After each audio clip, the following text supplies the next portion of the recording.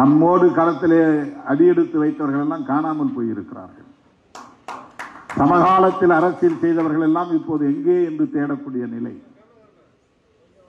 இன்னைக்கு நம்ம ஏன் சீண்டுகிறார்கள்? நாம் அம்பேத்கரியத்தை பேசாமல் இருந்தால் யாரும் சீண்டப் போவதில்லை. நாம் பெரியாரியத்தை பேசாமல் இருந்தால் யாரும் சீண்டப் போவதில்லை. நாம் மார்க்சியத்தை பேசாமல் இருந்தால் யாரும் சீண்டப் போவதில்லை. நாம் களத்திலே நின்று பணியாற்றாமல் இருந்தால், ஒரு லெட்டர் பேடு கட்சியாக மட்டுமே இருந்தால் யாரும் சீண்டப் போவதில்லை.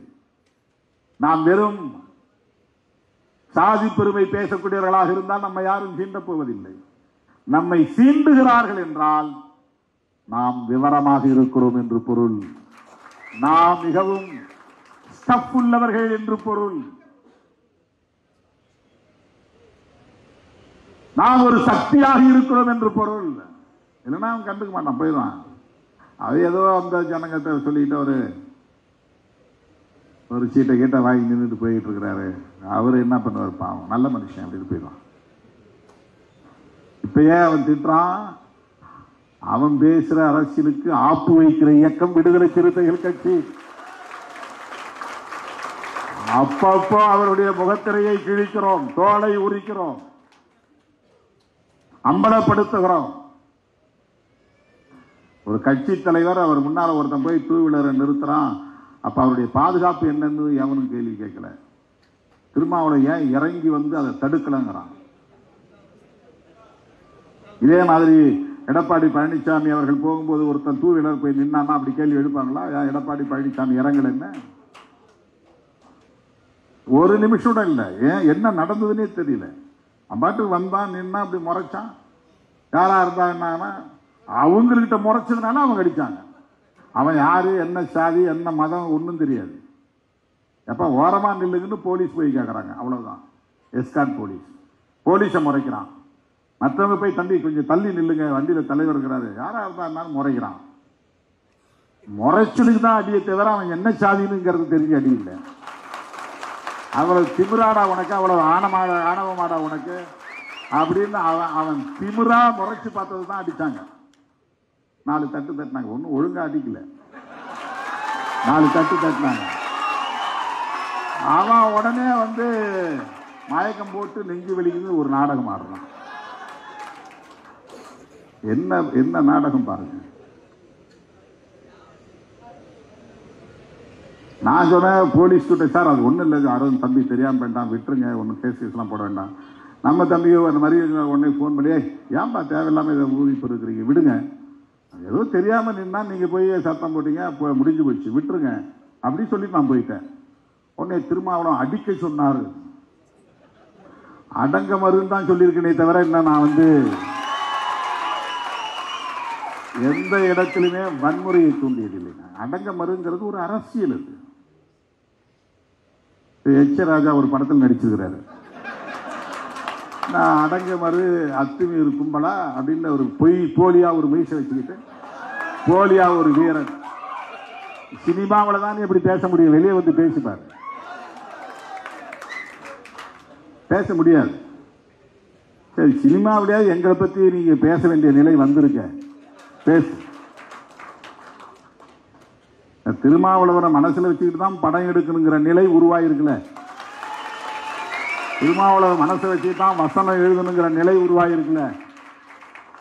திருமாவளவன் பேசின அந்த முழக்கத்துக்கு பதில் சொல்றங்கிற பேர்ல ஒரு ஆளை போட்டு வேஷம் போட்டு உட்கார வச்சு பேச வச்சிருக்கீங்கள. பேசு, இன்னும் பேசிட்டே இருங்க, திரைப்படங்கள்ல பேசிட்டே இருங்க. அடங்க மறுன்னா என்னன்னு அப்பதான் உங்களுக்கு புரியும். அது ஒரு கோட்பாடு, அது ஒரு கோட்பாட்டு முழக்கம். அது வன்முறையை தூண்டுகிற முழக்கம் அல்ல. எந்த இடத்திலும் யாரையும் நான் அடின்னு சொல்லி அந்த இடத்துல வன்முறையை தூண்டுன்னு சொன்னது கிடையாது. என்னுடைய 35 ஆண்டு கால பொது வாழ்வில் இதுவரையில் நான் அப்படி நடந்து கொண்டதே இல்லை.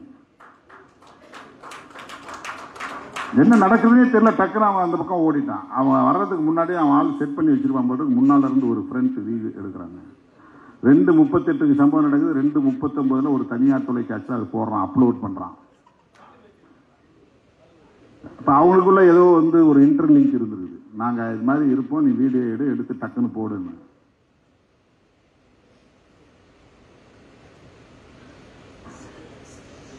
இதையெல்லாம் நாம் கடந்து செல்ல வேண்டிய தேவை இருக்கிறது.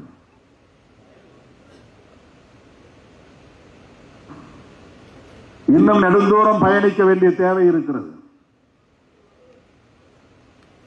தமிழ்நாட்டு அரசியலை மட்டுமல்ல, இந்திய அளவிலான அரசியலை தீர்மானிக்கக்கூடிய ஒரு சக்தியாக நாம் வளர வேண்டிய தேவை இருக்கிறது. அந்த பொறுப்புணர்வோடு ஒவ்வொரு தோழரும் சிந்திக்கவும் செயல்படவும் வேண்டும். எத்தனை இடர்களை இன்னல்களை எல்லாம் தாண்டி நாம் இந்த இடத்திற்கு வந்திருப்போம் என்பதை எண்ணி பார்க்க வேண்டும். சும்மா வந்துவிடவில்லை சுதந்திரம் என்பார்கள். அப்படித்தான் தோழர்களே, சும்மா வந்துவிடவில்லை அங்கீகாரம், விடுதலை சிறுத்தைகளின் அங்கீகாரம். என்ன கூட்டணியில் இருந்ததுனால 2 இடத்துல ஜெயிச்சிட்டாங்க. இது ஒரு விமர்சனம். ஒரு கூட்டணியிலே ஒரு கட்சி இடம்பெறுகிற தகுதியை பெற்றிருக்கிறது என்று சொன்னால் அந்த கட்சி வலிமையாக இருக்கிறது என்று பொருள். அந்த கட்சியின் வாக்கு வங்கி வலிமையானது என்று பொருள். அந்த கட்சி இடம்பெறுவதால் கூட்டணிக்கே பயன் உண்டு என்று பொருள். அந்த வலிமை இல்லாமல் வெறும் அம்பேத்கர் பேர்ல இருக்கிறவங்களாம் கூப்பிட்டு சேர்த்துவாங்களா கூட்டணியில?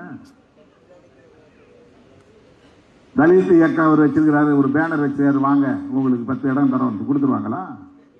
தமிழ்நாட்டு அரசியலில் இதுவரையில் எந்த கூட்டணியிலும் இடம் பெறாமலே, எந்த ஒரு தேர்தலிலும் தனித்து போட்டியிடாமலேயே எந்த கூட்டணியிலாவது ஒரு கூட்டணியில் இருந்தே தீர வேண்டும் என்கிற அளவுக்கான ஒரு தகுதியை பெற்ற இயக்கம் விடுதலை சிறுத்தைகள் கட்சி. இது ஒரு எலிஜிபிலிட்டி. இது அவர்கள் விடுதலை சிறுத்தைகள் நம்மோட இருக்கணும். அவங்க தீவிரமா களப்பணி ஆற்றுவார்கள், வாக்குகளை சேகரிப்பார்கள்.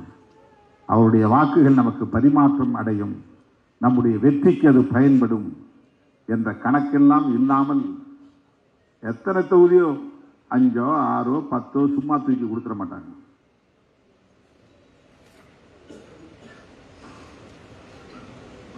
ஆகவே 25 ஆண்டு காலம் இந்த தேர்தல் அரசியல் களத்திலே தாக்கு பிடித்து இந்த அவதூறுகளை எல்லாம் சகித்துக் கொண்டு, வதந்திகளை எல்லாம் முறியடித்து, இழிவுகளை எல்லாம் சுமந்து கொண்டு, வலிகளை எல்லாம் பொறுத்துக் கொண்டு இன்றைக்கு ஒரு மாநில கட்சியாக அங்கீகாரம் பெற்றிருக்கிறோம் என்றால் அதற்கு இன்றைக்கு மேடையிலே விருது பெற்ற தோழர்களின் சகிப்புத்தன்மையும் உழைப்பும், மேடையில் விருதுகளை பெறாத தோழர்களின் பங்களிப்பும் தான் அதற்கு அடிப்படையான காரணம். எந்த நம்பிக்கையை அவர்கள் போராட்ட களத்திலிருந்து இறங்கினார்கள். இப்படியெல்லாம் நாளைக்கு நான் வந்து விருது கொடுப்பேன்னு அவங்க எதிர்பார்த்தார்கள். 10,000 நிதி கொடுப்பாரு, பின்னால ஒரு சர்டிபிகேட் கிடைக்கும், ஒரு ஷால் கிடைக்கும், நம்ம பேரை மேடையில் சொல்லி பாராட்டுவாங்க. அப்படியா? எதுவுமே கிடையாது. மக்கள் பாதிக்கப்படுகிற போது உடனே நள்ளிரவிலும் எழுந்து ஓடி அந்த மக்களோடு நின்று மக்களுக்காக பாதுகாப்பு அரணாக நின்று பணியாற்றிய தோழர்கள், காவல்துறையின் அடக்குமுறைகளை சுமந்த தோழர்கள், சாதி வெறியர்கள் குறிவைத்து இவர்களை சுற்றி வளைத்த போது அதிலிருந்து தப்பித்து மக்களுக்காக தங்களை ஒப்படைத்துக் கொண்ட தோழர்கள், சிறை சென்ற தோழர்கள், குண்டாந்தடிகளால் காயங்களை சுமந்த தோழர்கள், எத்தனை தோழர்களின் உடலில் இன்னும் அந்த வடுக்கள் இருக்கின்றன, எத்தனை தோழர்களின் உள்ளத்தில் இன்னும் அந்த வலிகள் இருக்கின்றன, எத்தனை தோழர்களின் வாழ்க்கையில் வசந்தம் என்பதே இல்லாமல் போயிருக்கின்றன, மகிழ்ச்சி இல்லாமலே கடந்து வந்திருக்கிறார்கள். இப்படியெல்லாம் மாவட்டந்தோறும் நூற்றுக்கணக்கானவர்கள், ஆயிரக்கணக்கானவர்கள் செய்த தியாகத்தால் தான் இன்றைக்கு இந்த இயக்கம் ஒரு மாநில கட்சியாக அங்கீகாரம் பெற்றிருக்கிறது. அங்கீகாரம் பெற்றதும் நான் இதை சிதம்பரம் தொகுதியை சார்ந்த கடலூர் மாவட்ட தோழர்களுக்கு சமர்ப்பணம் செய்தேன். தமிழ்நாடு முழுவதும் இருக்கிற சிறுத்தைகளுக்கு உரியதுதான். ஆனாலும் இதை நான் சிதம்பரம் தொகுதி மக்களுக்கு சமர்ப்பணம் செய்தேன், படையல் செய்தேன், காணிக்கை செய்தேன். இந்த அங்கீகாரம் உங்களால் கிடைத்தது, உங்களுக்கே உரியது என்று. ஏனென்றால் முதலில் நாம் தேர்தல் அரசியலில் அடியெடுத்து வைத்த போது திருமாவளவனுக்குத்தான் எங்கள் வாக்குகள் என்று அந்த மக்கள் அணிதிரண்டு எழுந்த போது, வீறு கொண்டு எழுந்த போது, சூறாவளியை போல் எழுச்சி பெற்ற போது, சுனாமியை போல் அவர்கள் சூழ்ந்த போது, சாதி வெறியர்கள் ஆத்திரம் கொண்டு அந்த மக்களை குறிவைத்து தாக்கினார்கள், வெட்டினார்கள், காயப்படுத்தினார்கள், சேரிகளை கொளுத்தினார்கள், சொத்துக்களை சூறையாடினார்கள், ஆடு மாடுகளை வெட்டி காயப்படுத்தி படுகொலை செய்தார்கள். அவ்வளவையும் அந்த மக்கள் தாங்கிக் கொண்டார்கள். புரட்சியாளர் அம்பேத்கரின் கொள்கைகளை பேசுகிற ஒரு இயக்கம், புதிதாக ஒரு இயக்கம் தமிழகத்தில் முளைவிட்டு இருக்கிறது, எழுச்சி பெற்று வருகிறது. இதை தாங்கிக் கொள்ள வேண்டும் என்று தமது மடியிலே தாங்கிக் கொண்டவர்கள் சிதம்பரம் தொகுதி மக்கள், சிதம்பரம் தொகுதி வாக்காளர்கள், அந்த தோழர்கள். அதனால் அனைத்து மாவட்டங்களை சார்ந்த தோழர்களும் இந்த இயக்கம் அங்கீகாரம் பெறுவதற்கு பங்களிப்பு செய்திருக்கிறார்கள் என்றாலும், அனைத்து தோழர்களின் சார்பாக நான் சிதம்பரம் தொகுதி மக்களுக்கு இதை சமர்ப்பணம் செய்தேன். எனது அருமை தோழர்களே,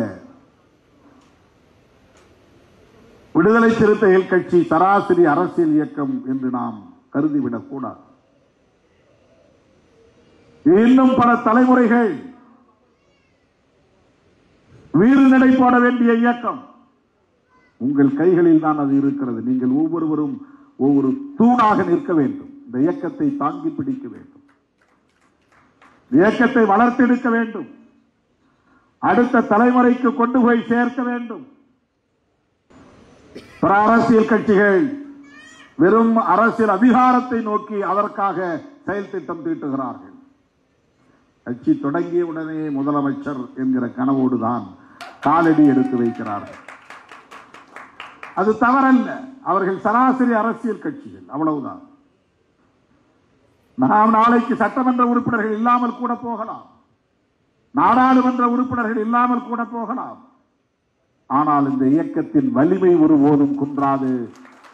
அந்த உறுதிப்பாட்டோடு நாம் களத்தில் இருக்க வேண்டும். இது மக்கள் இயக்கம். இது வெறும் அரசியல் கட்சி அல்ல. இது சமூக மாற்றத்திற்கான இயக்கம்.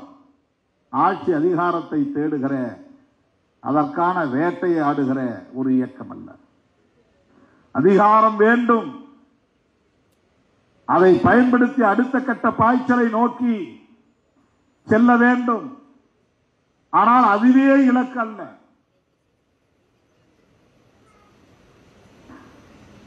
புரட்சியாளர் அம்பேத்கரை அறிந்து கொள்ளுகிற, புரிந்து கொள்ளுகிற, கற்றுக்கொள்ளுகிற, உள்வாங்கிக் கொள்ளுகிற ஒரு படையை நாம் உருவாக்கி வைத்திருக்கிறோம். ஆகவே இது பாதுகாக்கப்பட வேண்டிய ஒரு இயக்கம். அடுத்தடுத்த தலைமுறையிடம் பாதுகாத்து நாம் ஒப்படைக்க வேண்டும். ஊருக்கு ஊர் படிப்பகங்களை உருவாக்குங்கள் என்று அந்த அடிப்படையில் தான் நான் கோரிக்கை வைத்திருக்கிறேன். அம்பேத்கர் படிப்பகம் உருவாக வேண்டும். அது ஒரு நூலகமாக இயங்க வேண்டும்.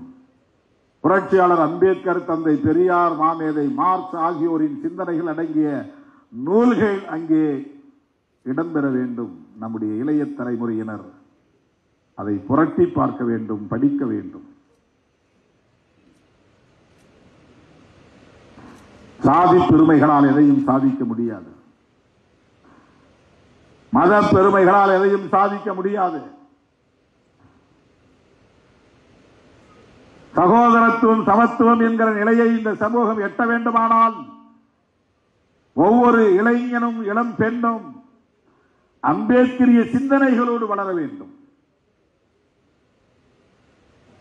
பெரியாரிய சிந்தனைகளோடு வளர வேண்டும். மார்க்சிய சிந்தனைகளோடு வளர வேண்டும். இதில் தான் நம் கவனம் குவிய வேண்டும். நம்முடைய பேச்சும், நம்முடைய செயலும், நம்முடைய நடை உடை பாவனையும் அந்த கம்பீரத்தோடு இருக்க வேண்டும். நாங்கள் அம்பேத்கரியவாதிகள், இப்படித்தான் இருப்போம், கம்பீரத்தோடு இருப்போம் என்கிற அந்த கெத்து நம்முடைய தோற்றத்திலே தெரிய வேண்டும். சாதி நமக்கு ஒரு அடையாளமே இல்லை. அதை வைத்து எந்த ஒரு கோரிக்கையும் நாம் எழுப்ப முயற்சிக்க கூடாது. அரசியல் களத்தில் எங்கள் உழைப்புக்காகவும் எங்கள் பங்களிப்புக்காகவும் தான் அதிகார பகிர்வு. இது ஒரு தலித் இயக்கம் என்பதற்காக நாங்கள் இதை தருகிறோம் என்கிற நிலை வரக்கூடாது. இது ஒரு மகத்தான மக்கள் இயக்கம், இது தவிர்க்க முடியாத ஒரு அரசியல் சக்தி என்கிற நிலையில் தான் அதிகார பகிர்வு இருக்க வேண்டும். ஒரு இன்னெவிட்டபிள் ஃபோர்ஸ், தவிர்க்க முடியாத அரசியல் சக்தி, பொலிட்டிக்கல் ஃபோர்ஸ். இவங்களை விட்டோம்னா நமக்கு பலவீனம்தான் என்று எண்ணக்கூடிய ஒரு நிலையை இன்றைக்கு நாம் உருவாக்கி இருக்கிறோம். இதெல்லாம் சும்மா நிகழ்ந்து விடவில்லை. இந்த தோழர்கள் சிந்திய ரத்தமும் இவர்கள் கொட்டிய வேர்வையும் தான், இவர்கள் சந்தித்த அடக்குமுறைகளும் தான் இவற்றுக்கெல்லாம் காரணம் என்பதை நாம் தொகுத்து பார்க்கிற போது உணர முடியும். அங்கொன்றும் இங்கொன்றுமாக நீங்கள் பார்த்தா அவன் கேஸுக்கு போனா இவன் கேஸுக்கு போனா அப்படின்னு தான் தெரியும் உங்களுக்கு. தொகுத்து பார்க்கிற போதுதான் இந்த ரிசல்ட்.